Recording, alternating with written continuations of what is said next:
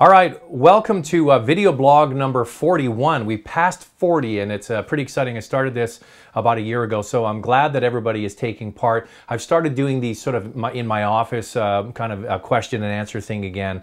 And I want you to go to Facebook. It's Motormouth Canada if you want to ask a question or pose a topic. And that's what some people have done here in the last little while. And I'm glad that people are taking part. So Facebook, Motormouth Canada if you want to get a question in.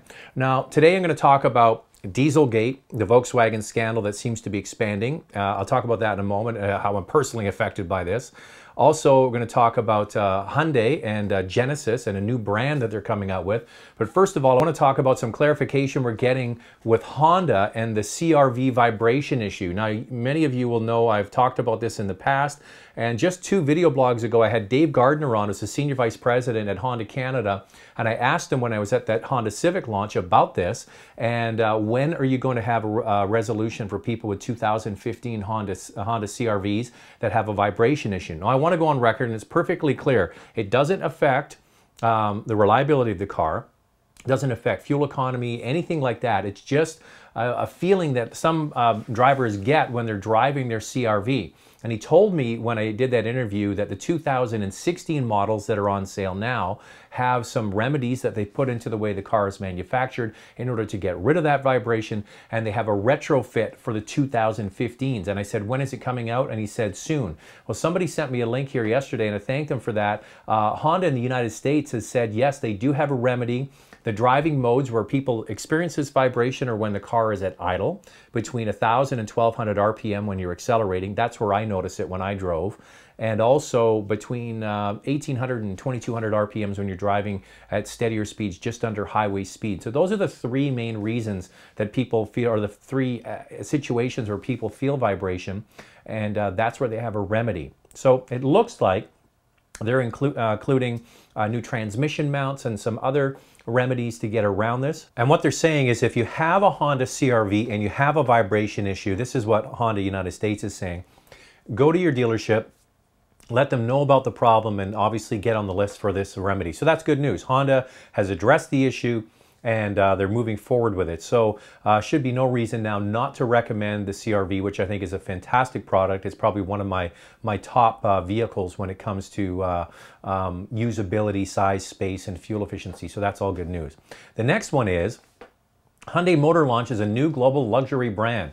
So you know that the Hyundai Genesis is their second highest model. They have the Equus, so they don't sell very many of those. But Genesis was sold as a sedan and a coupe, and now Genesis is going to be the luxury division of Hyundai. They're going to have a competitive brand against Infiniti, Lexus, Acura, and so on. And they want it to be a global brand, a luxury brand that stands for you know, driving dynamics and beautiful design, which is very similar to what you have with the German brands. Not to say that the Japanese brands don't have that. And Peter Schreier, who is the head designer for Hyundai, says, quote, "In creating the design signature of Genesis car brands, we set out to display confidence and originality, creating highly desirable products that present charm through innovative styling and proportions," end quote. That's from Peter Schreier, the president and head designer both of Hyundai and Kia. So what they're going to do is they're going to have 6 new models under the Genesis name. The first one will be announced in December, I guess a first new one,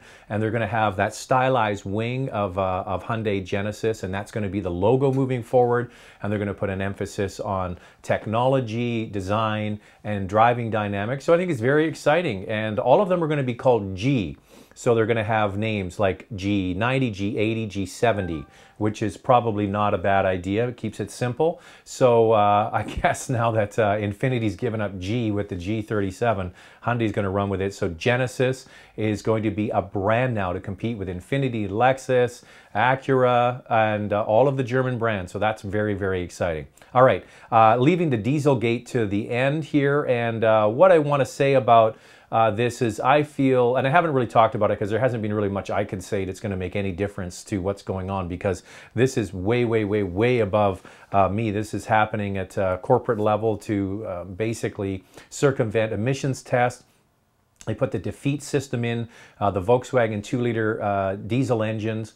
And now that same defeat software has been found in the 3-liter V6 diesel engine that's sold in the Cayenne, the Audi products, and the Volkswagen Touareg here in North America. And I own one of these cars. I have an Audi A7.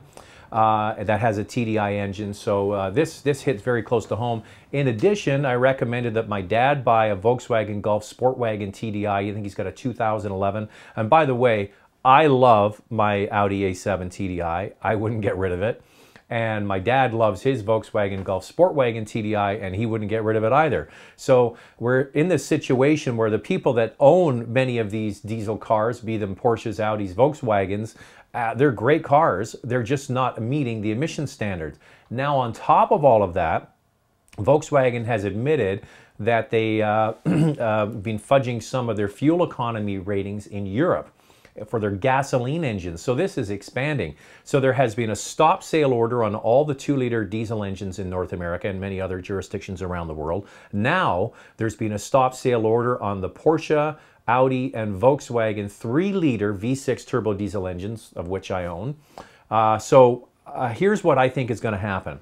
I think what's going to happen is once Volkswagen starts working with the EPA on what they're going to do to remedy this, the new cars, all of the 3-liter diesels, the ones that I just said have been stopped sale, they're going to be able to remedy that pretty quickly with a software fix, because those cars already have what's called urea injection, or AdBlue. That's where they squirt urea into the exhaust, and they have a catalytic process that scrubs out the nitrous oxide. So they're going to be able to adjust the levels at which that urea is used and scrub out the particulate matter, because all the Mercedes-Benz is meeting their targets, and so is BMW, using the same technology. In the back end for almost all of these systems is by Bosch. So Bosch would be working with them to remedy those. So I'm not really worried too much about the 3-liter turbocharged V6s.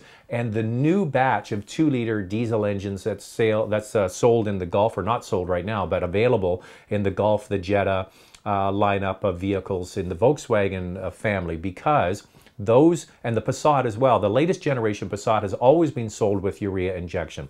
All of the new 2015 Golfs and Jettas have this AdBlue urea scrubbing technology, and the Passat has for the last several years, ever since that latest version of the Passat came out. I think it was 2012 or 13, right around there. Those ones, I think, also will be able to have the software tweaked, and what it might require is that the owner has to get the AdBlue tank filled more often, but that's really going to be like a pit stop at the dealer, and I'm sure they're going to provide that. And it's cheap anyway. I mean, you can get a jug of this stuff for 15 bucks or something. It's not expensive. So I think that's what they're going to do for those engines. That is a software fix and adding more urea more often into the tank. So hopefully that's all that's going to take. The big question is the 2009 Volkswagen 2-liter diesel engines that were sold up until 2014 that do not have this injection system. They have what's called a NOx trap, which is in the exhaust system, they have this trap that basically catches the nitrous oxide, and then they overheat. They don't overheat the engine, but they heat the engine up to a higher temperature and they burn that off. And that obviously isn't capable of meeting the standards. That's why they had this defeat system in place. So what's the remedy going to be? The rumors are they're going to plumb in a urea tank and a line and a new computer module and new injectors into the car. I mean, this is going to be hugely expensive per unit and very time consuming, maybe up to 10 hours is what I'm hearing per vehicle. But it's just a horrible situation. I feel like it's a kick in the gut for me, because those of you who watch me regularly know I'm a huge fan of diesel. I still believe it's a great technology. The torque and the drivability is second to none. The mileage that you get is amazing. Now, the tailpipe emissions is something that has to be addressed. These cars have to be cleaner. So that is where they're going to struggle. And speaking to Mercedes-Benz people here in Canada, they say they have no problem meeting, and they're not fudging the numbers. It's a huge knock on the nose for German engineering, and it's a massive blow to the Volkswagen Group. What are they going to do to get around this? We're talking estimates in the tens of billions of euros to fix this worldwide over maybe 2 years, and then they've got to rebuild the brand and the trust that Volkswagen had. And That's going to be a huge mountain to climb. And as many of you know, I drive plenty of Volkswagens. I think they have wonderful products. Their new Golf and is a wonderful car. It won Car of the Year. It's still a great product.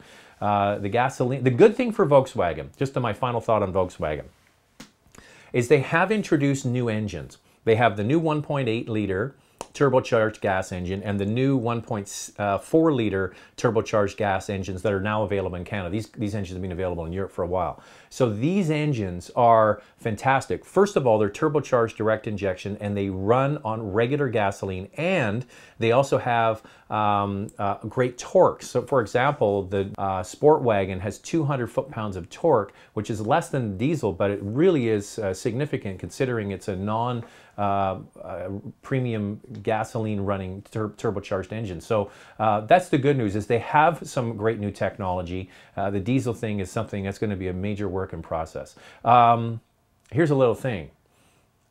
Buying a used one of any of these products, I think there's going to be some good buys out there. I mean, that Touareg TDI diesel is a great car. Porsche Cayenne diesel, it's one of my favorites. Actually, it might be my next car anyway, is a Porsche Cayenne diesel. So hey, if there's some great deals out there. The bad news is the Volkswagen, Porsche, and Audi dealers are not selling used either. So if you're going to buy one, it's going to have to be from a non-certified dealership. So that's one of my last thoughts. There you go.